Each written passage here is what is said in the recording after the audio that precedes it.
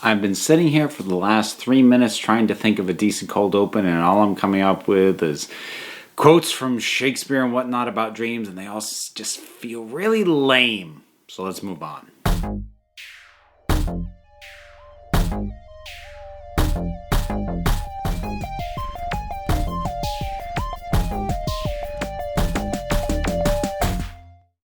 So, news has broken about a Netflix adaptation of Neil Gaiman's monumental comic book work, The Sandman. If you aren't familiar with The Sandman, first of all, turn this video off and go read The Sandman. It's 50 issues, it's 10 volumes, not counting Overture, which is the new one, which is fine, but not required. But I don't care how long it's going to take you. Go do that. Just do that. Because you're missing out on a lot. So, but if on the off chance that, I don't know, maybe you have a life or something. I don't. That if you haven't read or aren't familiar with or only kind of know Sandman, it was a 50-issue series that dealt with primarily, basically, the Lord of Dreams. A character intermittently called Dream or Morpheus, so the titular Sandman, who ruled over the dream realm, which not only had to do with what people imagine when they're asleep, but also it's basically the repository of stories. So If you've been around my channel before, you may have caught a wind of me saying something along the lines of, I like stories about stories. The point at which I realized that about myself was while reading Sandman. So there you kind of go. So this is a long, sprawling, frequently nonlinear, frequently diverging story to try and adapt. That's kind of been the fundamental problem with previous attempts to try and adapt this. Now I say try because this has been optioned a couple times and has started to move forward at various points as a film. It's never gotten further than the scripting stage. A couple years ago, Joseph Gordon-Levitt was working on it, was going to direct it. Prior to that, there was a script by can't remember the screenwriter's name now. And then, few years prior to that, there was another script that was being optioned, but it's never gotten very far along. I suspect largely because of the nature of the narrative. So, there are chunks of Sandman that actually kind of have a steady progression and sort of straightforward story. I read it in trade, so I think of it in terms of volume. So, the first volume, Preludes and Nocturnes, relatively straightforward. The second volume, Dollhouse, not at all. And then, it's not until volume 4 that you kind of get a straightforward story again with Seasons of Mist. And then it's a bit all over the place again. And then volume 9, you get the Kindly Ones, which is more or less straightforward. And then it wraps up on a very strange note as far as these sorts of things go. But, by that point, it had more than earned the way that it ended.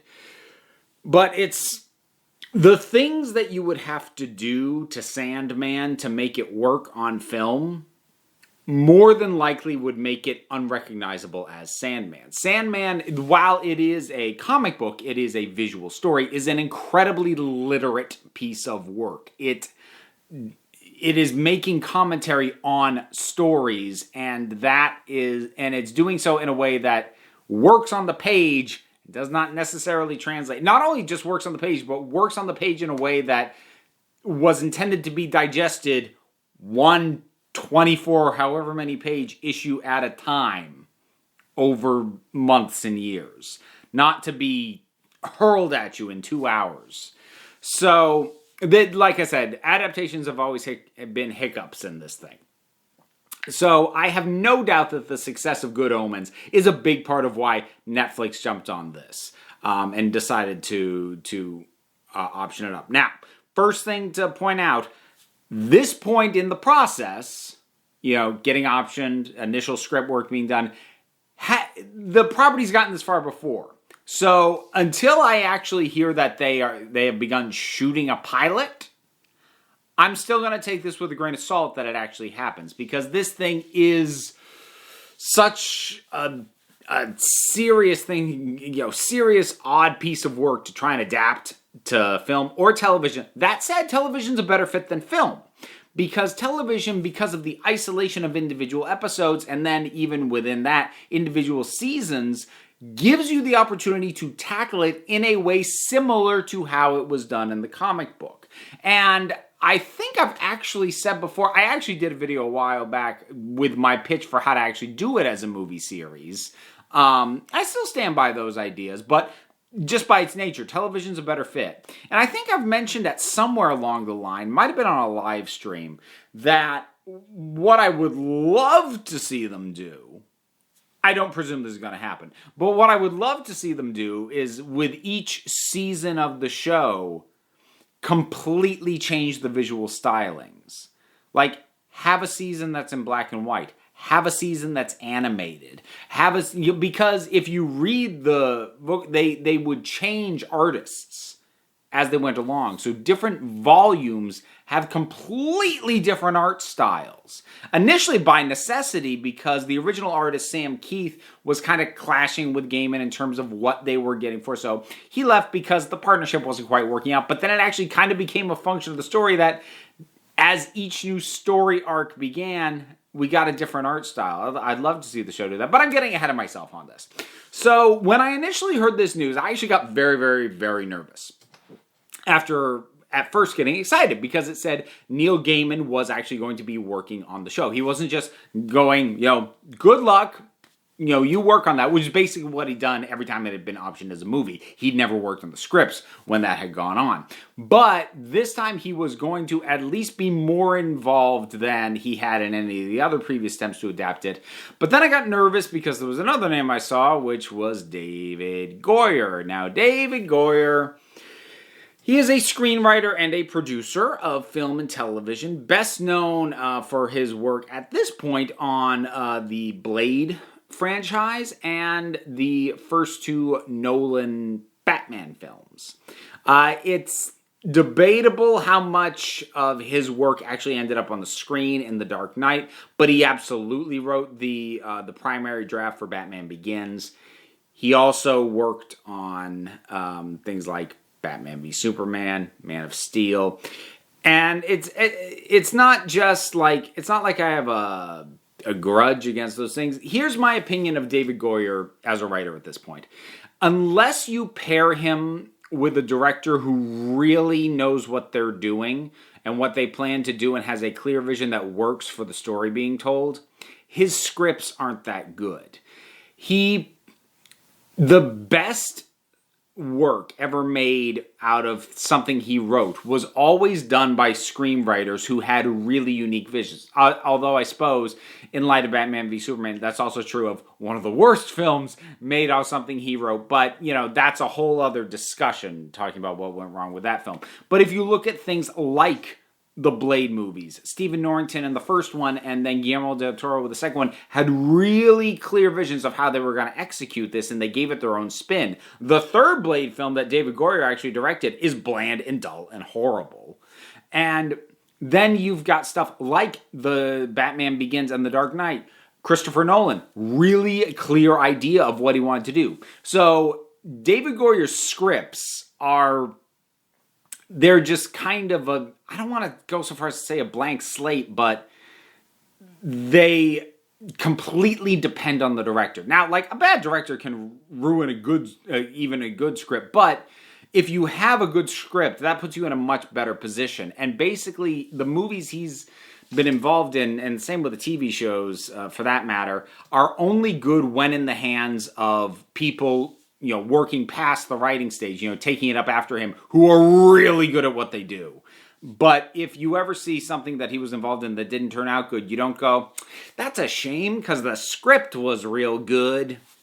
So And plus, there's other things he said at various points about his opinions of certain things and characters in relation to various things that has kind of tainted my opinion of the man. I don't want to get into detail on that because it's not like with Gareth Roberts that I had to tackle last month. It's nothing of that scale, just like, oh, dude, come on. But anyways, Neil Gaiman has clarified that while David S. Goyer is involved, he is producing, he's not working on the scripts. At the very least, not the initial scripts, which is good because David Goyer as a producer, I am much more okay with because he's actually produced some very interesting stuff and has a tendency to sort of get involved and lend his name to things that maybe wouldn't get made without his name being attached. Things like Assassination Nation. Man, that title is hard to say. There was another off the top of my head that now I've lost. But like these odd little films that you probably wouldn't have gotten made if he hadn't backed them. So him as a producer, I'm much more comfortable with than him as a writer. Apparently the showrunner is going to be a guy by the name of Alan Heinberg, who I don't really know. He worked on the script for Wonder Woman, and prior to that, a whole bunch of TV, which means he's got a general foundation and background. I think the only thing that I saw on his resume that I probably would have seen, he wrote some episodes of Sex and the City, which, God, I haven't revisited that show in ages. But say what you will about the show, scripts were usually pretty well written. But I don't know enough about him to either be made nervous or feel good about it. Now, Gaiman has said he is going to help write the pilot at the very least. I would be surprised if he sticks around to do a lot of active writing past that. He has been very clear that he's not going to show run again the way he did for Good Omens. He doesn't want to do that kind of time commitment. Which, fair enough. The other thing that he said that actually sort of feeds into when I kind of got ahead of myself talking about different seasons being in the different styles, he said that this first season is going to be 11 episodes and basically be Preludes and Nocturnes, which is the first collected volume of Sandman. So if they approach this and tackle this as basically a volume per season, that might work.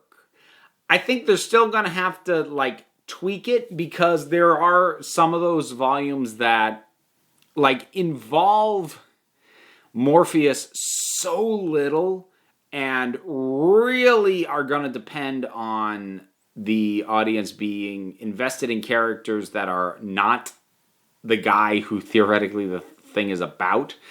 So, volumes like a Dollhouse is kind of a bit divisive among fans, partly for that reason. And that's I think that's the second, or maybe that's the third. Is it Brief Lives as the second? I can't remember.